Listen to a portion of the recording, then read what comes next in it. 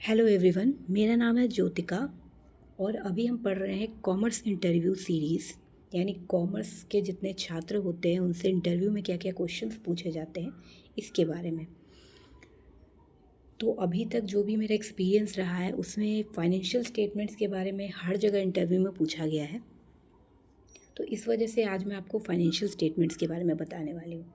Financial statements होता क्या है? तो सबसे पहले हम यही जानेंगे कि फ़ाइनेंशियल स्टेटमेंट क्या होता है।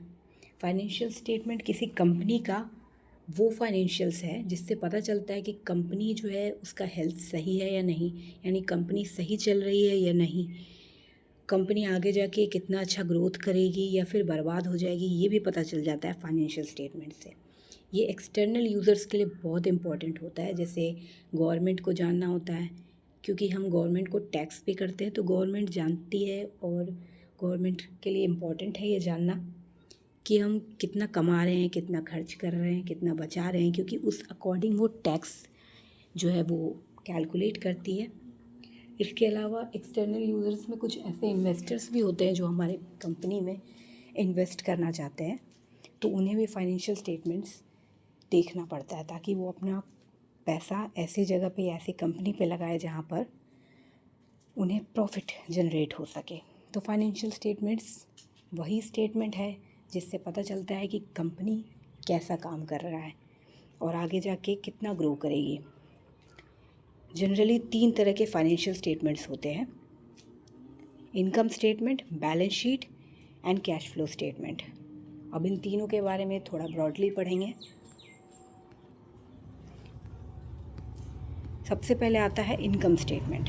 ये बताता है कि हम बिज़नेस में कितना पैसा कमा रहे हैं और कितना खर्च कर रहे हैं। जैसे हमें अगर हम सैलरीड पर्सन हैं तो हमें जो सैलरी मिलती है उसके अलावा हम कितना खर्च करते हैं, तो उसके बाद हमारे पास क्या बचता है, तो इस अकॉर्डिंग हम बिज़नेस में भी कैलकुलेट करते हैं कि हम अपना सामान बेच के कितना कमा रहे हैं, उसके अलावा हम कितना खर्चा कर रहे हैं, तो उसके अकॉर्डिंग हमें प्रॉफिट या लॉस का पता चलता है। नॉर्मली अगर हम एक बेकरी चलाते हैं और 1 लाख रुपए हम केक्स को बेच के कमा रहे हैं, उसके अलावा हम 60,000 रुपये इंग्रेडिएंट्स पे खर्चा कर रहे हैं या रेंट पे या वेजेस पे खर्चा कर रहे हैं, तो हमारा प्रॉफिट 40,000 रुपये होगा। वही अगर हम ज़्यादा खर्चा कर रहे हैं तो हमें लॉस होगा। तो इसके अकॉर्डिंग हम पता करते हैं कि हमें कितना प्रॉफिट या लॉस हो रहा है। तो बिज़नेस का भी इनकम स्टेटमेंट यही बताता है। इसके अलावा बैलेंस शीट में किसी कंपनी के पास कितना एसेट्स है, कितनी लाइबिलिटीज़ है, कितना बिज़नेस ओन करता है और कितना उसे दूसरे को पे करना है।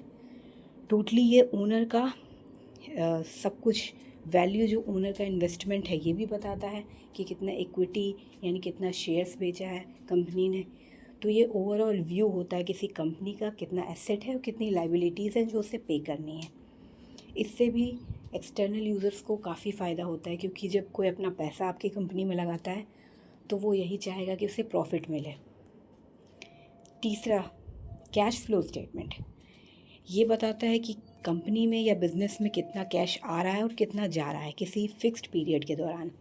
ये फोकस करता है रियल कैश में, प्रॉफिट में नहीं। यानी कंपनी में कितना कैश आ रहा है, कहाँ कहाँ से आ रहा है, कहाँ से इन्वेस्ट हो रहा है और कहाँ कहाँ हम लगा रहे हैं पैसे को, खर्च कहाँ कहाँ कर रहे हैं। तो जनरली ये तीनों फाइनेंशियल स्टेटमेंट्स होते हैं जैसे कि मैंने आपको बताया। अगर आपको वीडियो पसंद आए तो इसे लाइक, शेयर और सब्सक्राइब करें। Thank you.